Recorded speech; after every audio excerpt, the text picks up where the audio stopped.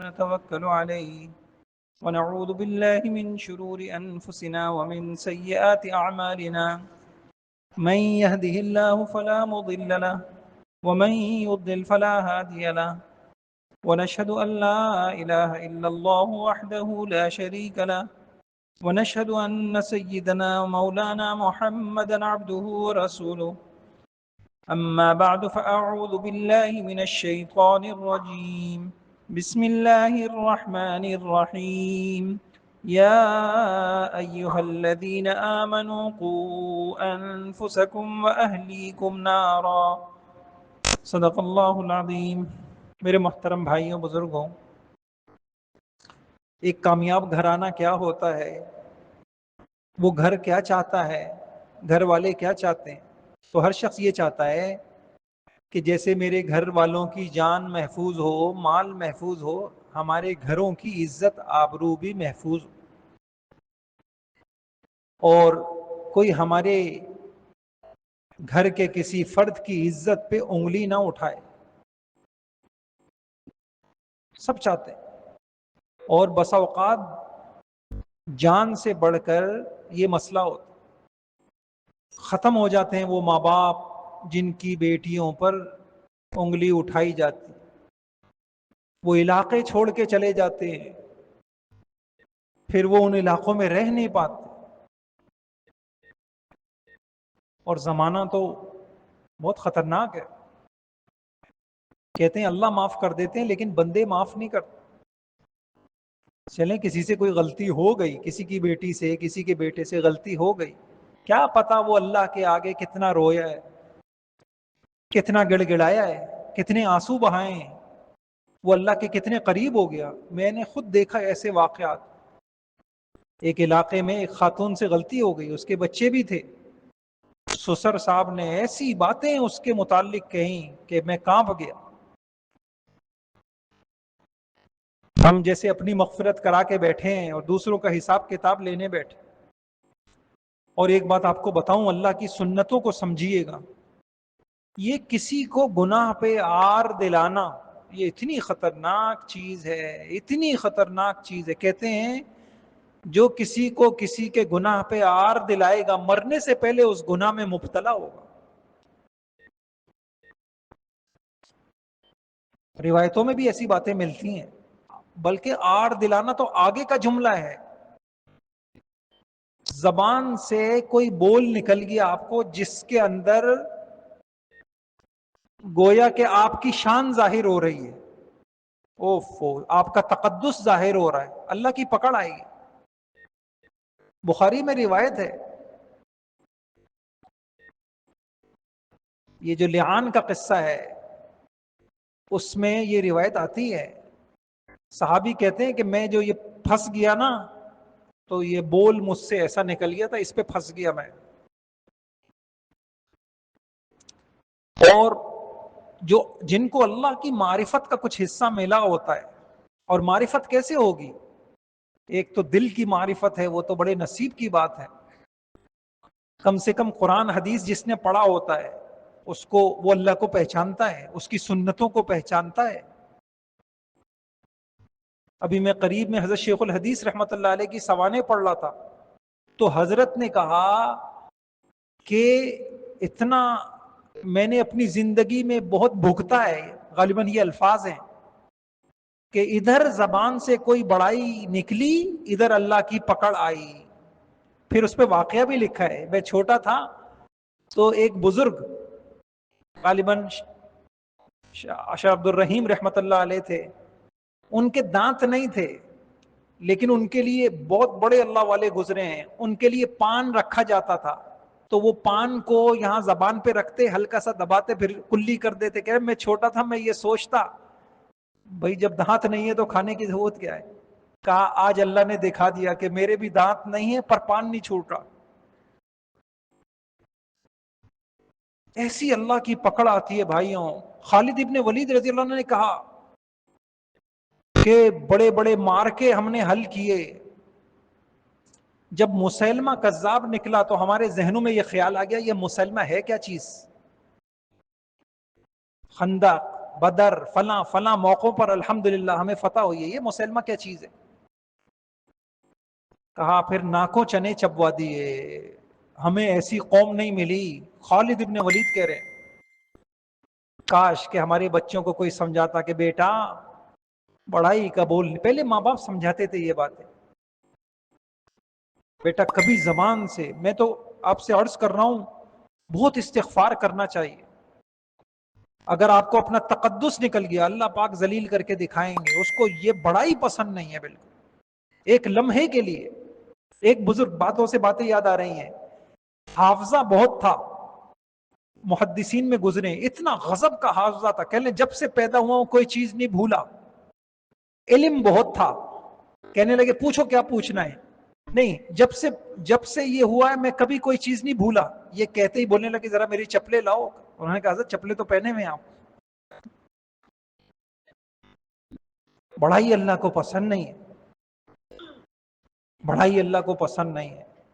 انجانے میں بھی اگر کوئی بول بڑائی کا نکل گیا، کسی کو اپنے علم پہ، کسی کو اپنی ذہانت پہ، کسی کو اپنے مال پہ، اللہ برباد کریں گے، یہ مال برباد ہوگا۔ اور کسی نے کسی کی عزت پر کوئی جملہ کس دیا، اب اس کے گھر میں ایسا واقعہ ہو۔ اس لیے بھائیوں ڈرنے کی ضرورت ہے، رونے کی ضرورت ہے، اللہ کو پہچاننے کی ضرورت ہے۔ اس کائنات میں اس کی سنتیں ہیں، اس کے ضابطے ہیں، وہ ہے، اپنی قدرت کے ساتھ ہے، سب کچھ وہی کر رہا ہے، تو ڈرتے رہنا چاہیے، ڈرتے رہنا چاہیے۔ بات یہ نکلی کہ میں بات بھی بھول گیا، میں کہنا کیا چاہ رہا تھا۔ بات یہ لکھی عزت ہر انسان چاہتا ہے، میرے گھر والوں کی عزت، ہاں یہ بات اس سے نکلی کہ ہم سب یہ چاہتے ہیں میری گھر والوں پر، میری بیوی، میرے بچے، میری بیٹی، کوئی اس کے اوپر انگلی نہ اٹھائے، اور ہماری انگلیاں اٹھی ہوئی، جو چاہے بول دو کسی کی بیٹی کے بارے میں، کسی کے۔ حضور علیہ السلام کی بخاری شریف میں روایت ہے، حضور علیہ السلام نے کہا کہ باندی اگر زنا کرے سزا دو، ولا تسربوا، لیکن تانا مت دو، تانا مت دو، اللہ اکبر، پھر کرے پھر سزا دو، تانا مت دو، تانا مت دو۔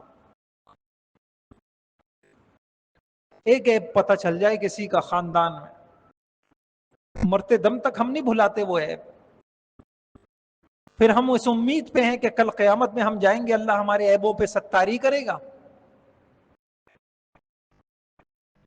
ستاری کرنے والوں کی ستاری ہوتی ہے، آسانیاں پیدا کرنے والوں کو آسانیاں ملتی ہیں، بھلا چاہنے والوں کے ساتھ بھلا کیا جاتا ہے، محبت جو آپ جو تقسیم کریں گے وہی آپ کو ملے گا۔ آپ عزتیں تقسیم کریں گے، اللہ پاک آپ کو عزتیں دیں گے۔ آپ آسانیاں تقسیم کریں گے لوگوں کی زندگیوں میں، اللہ تعالیٰ آپ کو آسانیاں دیں گے۔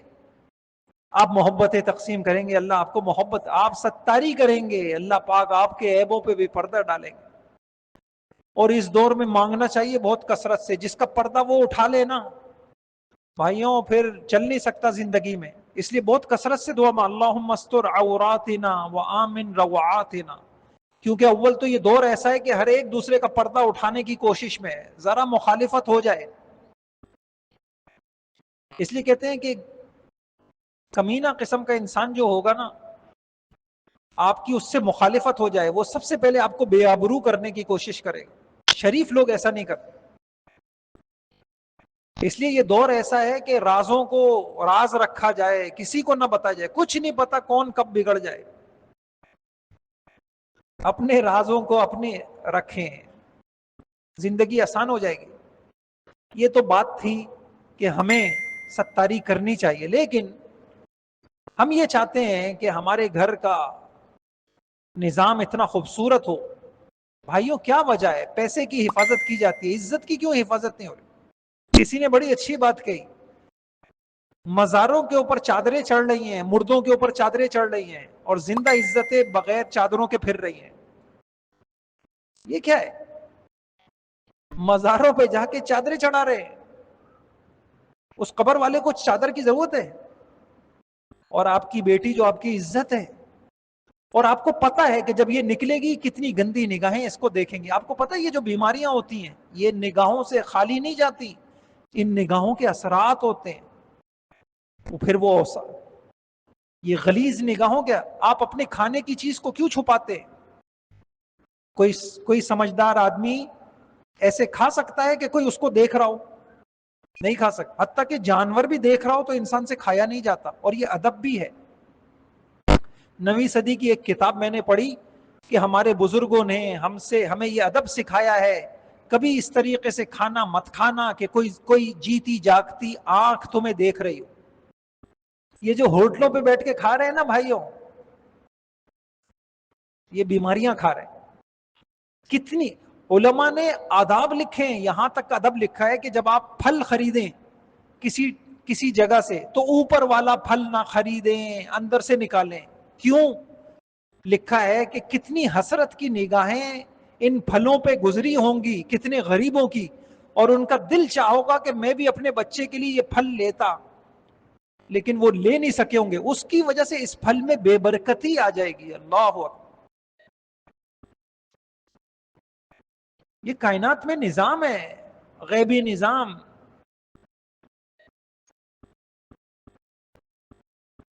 تو اب ہمارا کیا نظام ہو؟ ہم یہ چاہتے ہیں کہ ہمارے گھر کی عزت محفوظ ہو. تو کیا نظام ہو؟ یہی نظام ہو جو قرآن میں بیان ہو. ہم قرآن پہ ایمان لائیں. یہی نظام ہو کہ جی مولوی بہت سخت بات کر رہے ہیں. نہیں بھائی, سخت نہیں کر رہے, آپ کے خیر خواہ ہیں. انسان کی فطرت یہ ہے کہ جو بھی اس کی خواہش کے خلاف کوئی بات کرے گا نا, انسان اس کا دشمن ہو جائے گا. اللہ نے یہ سنت قرآن میں بیان کی. بیٹے مخالف ہو جاتے ہیں ماں باپ کے. افکلما جاءکم رسول بما لا تهوى انفسکم فریقا کذبتم وفریقا تقتلون. جب بھی ہمارے پیغمبر ایسا دین لے کے آئے جو تمہاری خواہشوں کے خلاف تھا, تمہاری پسند کے خلاف تھا, تمہاری آزادیوں کے خلاف تھا, تو تم نے ہمارے نبیوں کو یا جھٹلایا یا قتل کیا. یہ ہوتا ہے. تو مولوی بیچارہ کیا کرے بھائی؟ آپ کی اس لیے کہتے ہیں لوگ دین بھی اپنے پسند کا سننا چاہتے ہیں. لوگ دین بھی اپنی پسند کا سننا چاہتے ہیں. نہیں, یہ منبر رسول ہے, یہاں تو وہ بیان ہوگا جو اللہ کی پسند بیان ہوگی, یہاں رسول اللہ کی پسند بیان ہوگی. ہاں وہ الگ بات ہے, تحقیر کے انداز سے نہیں ہوگی. یہاں بیٹھنے والا اونچا نہیں ہے, کس کو کیا پتا اس کا مقبول ہے, آپ کی بخشش ہو جائے, یہاں بیٹھنے والے کی پکڑ ہو جائے. نہیں, ایسا نہیں ہے. وہی بات ہے, تانا نہیں ہے کسی میں. کوئی داڑھی والا بے داڑھی والے کو یہ نہیں کہہ سکتا. اس کے پاس ظاہری گناہ ہے تو دل کے بھی تو گناہ ہو سکتے ہیں. ہو سکتا ہے کوئی داڑھی والا کبر میں مبتلا ہے, تکبر میں مبتلا ہے, دنیا کی محبت میں, غیروں کی محبت میں مبتلا ہے. یہ بھی تو کبیرہ گناہ ہے. اس لیے کبھی آپ یہ نہ سمجھا کریے کہ کوئی سخت دین بیان کر کے یہ جتلا رہا ہے کہ میں بڑا دیندار ہوں, آپ نہیں ہو. نہیں, ایسا نہیں ہے. کوئی سمجھدار عالم کبھی ایسا نہیں کرے. جتنا علم اس کے پاس ہوگا اتنا خوف ہو. وہ تو آپ سے دعائیں مانگے گا, آپ بھی ہمارے لیے دعا کریں. لیکن بھائیوں, آپ سے بھی درخواست ہے کہ جو ایسا دین بیان کریں جو آپ کے گھر میں رائج نہیں ہے, تو غصے ہونے کی ضرورت نہیں ہے. آپ کہیں کہ آپ ان کو یوں سمجھا کریں, ایک ڈاکٹر آپ کو بتائے آپ کو کینسر ہے, تو اس کی کوئی مخالفت کرتا ہے؟ کوئی نہیں کرتا.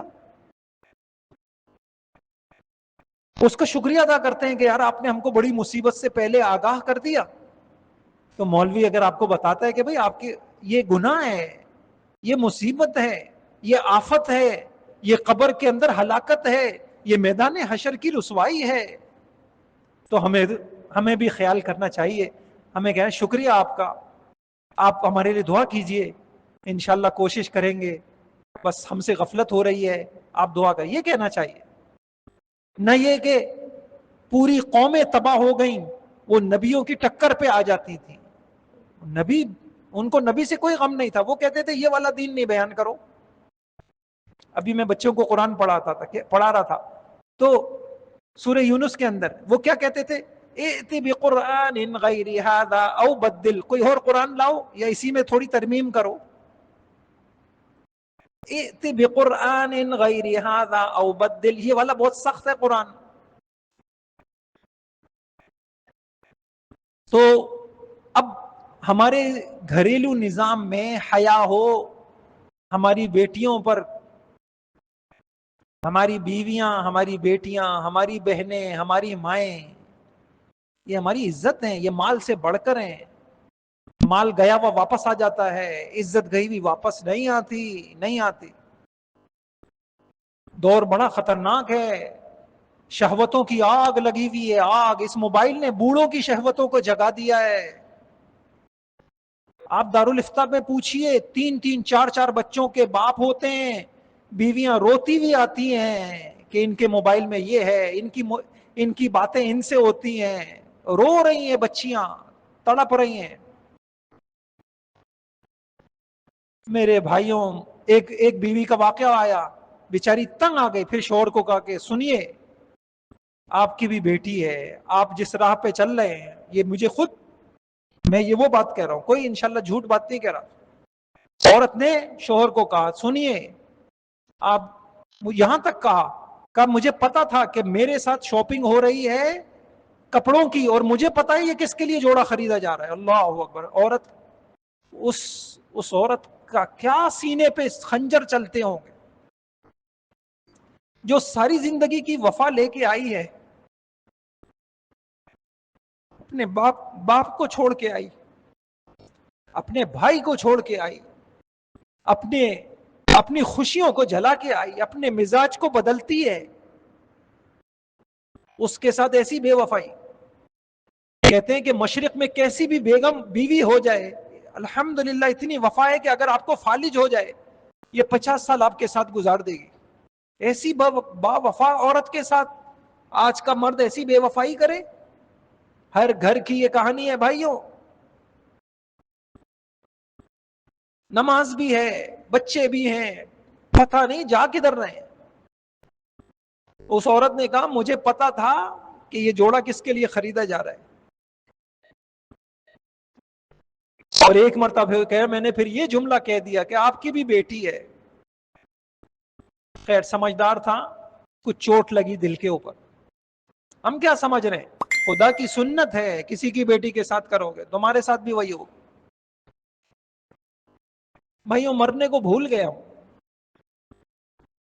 مرنا نہیں ہے کیا؟ قبر میں نہیں جانا کیا؟ قبر کی اندھیریاں، ہمارے قبر، یہ ہماری بے حیائیاں قبر میں سانپ بچھو بن جائیں گے.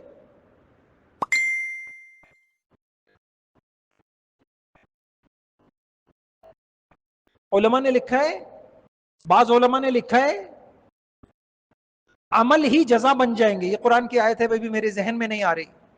تو علماء نے بڑی اچھی تشریح کی ہے، یہی اچھے برے عمل جزا بن جائیں گے. برا عمل وہی سانپ بن جائے گا، اژدہا بن جائے گا، اندھیرا بن جائے گا، بدبو بن جائے گا، بچھو بن جائے گا. تو بھائیوں، چھوٹی سی زندگی ہے، چھوٹی سی زندگی ہے، بہت ساری گزر گئی ہے، آگے قبر ہے، آگے قبر ہے. کھیل نہیں ہے، کھیل نہیں ہے. یہ صحابہ پہاڑوں جیسا سینہ رکھتے تھے، کسی سے نہیں ڈرتے تھے، موت سے نہیں ڈرتے، کافروں سے نہیں ڈرتے تھے، بادشاہوں سے نہیں ڈرتے تھے، سمندروں کی موجوں سے نہیں ڈرتے تھے، جنگلوں میں شیر اور چیتوں سے نہیں ڈرتے، لیکن موت اور قبر سے وہ بھی ڈرتے تھے.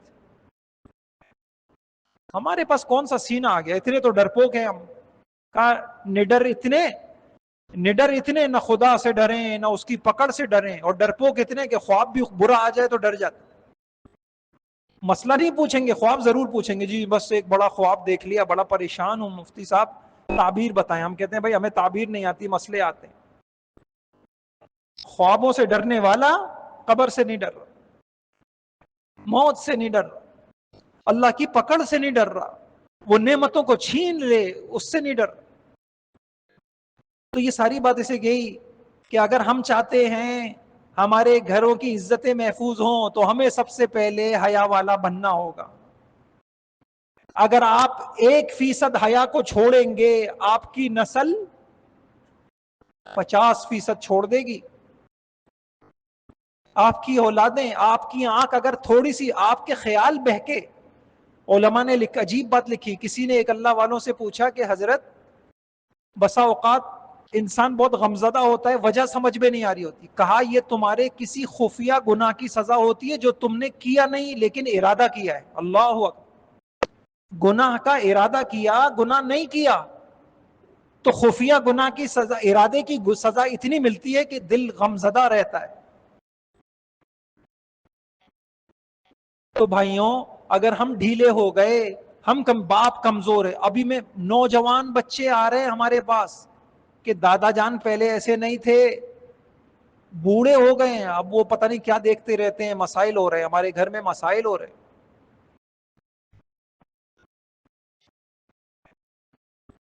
جب دادا بن گئے پھر تو یہ ہونا چاہیے تھا کہ پھر تو راتیں روتے میں گزرتی. یا اللہ پچھلی کیسی گزری ہے، توبہ. پھر تو روتے میں گزرتی. چھوڑ بس، ہو گیا جو کچھ کما لیا، جتنا کچھ کمانا تھا، اب بقیہ زندگی تلافی میں گزر جائے. نانی اماں کے پاس بھی موبائل، دادی اماں کے پاس بھی موبائل، آگے بھڑکی ہوئی ہیں شہوتوں کی نسلیں. پھر جوانوں کا پھر کیا حال ہوگا. اس لیے بھائیوں حیا کے تقاضوں کے مطابق ہم عمل کریں گے تو پھر ہماری بچیوں کی عزتیں محفوظ ہوں گی انشاءاللہ. باحیا اولادوں، باحیا ماں باپ کی اولادیں باحیا بنیں گی انشاءاللہ. ہم 100% پہ ہوں گے تب جا کے ان سے امید کی جا سکتی ہے کہ یہ 50% پہ ہوں، کیونکہ ہم بوڑھے ہیں، ہماری شہوتیں کمزور ہیں، ان کی شہوتیں جوان ہیں. پھر اپنے گھر میں اس لیے آپ دیکھیے قرآن کے اندر کیا، یا ایھا الذین آمنوا قوا انفسکم، اے لوگوں پہلے اپنے آپ کو جہنم سے بچاؤ پھر اپنی اولادوں کو بچاؤ. علماء نے لکھا معلوم ہوا جو خود نہیں بچ رہا وہ کیسے بچائے گا. تو انشاءاللہ اپنے گھریلو زندگی میں حیا کے تقاضوں پہ چلیں گے نا انشاءاللہ. اللہ تعالیٰ آپ کے لیے بھی آسان فرمائے، میرے لیے بھی آسان فرمائے.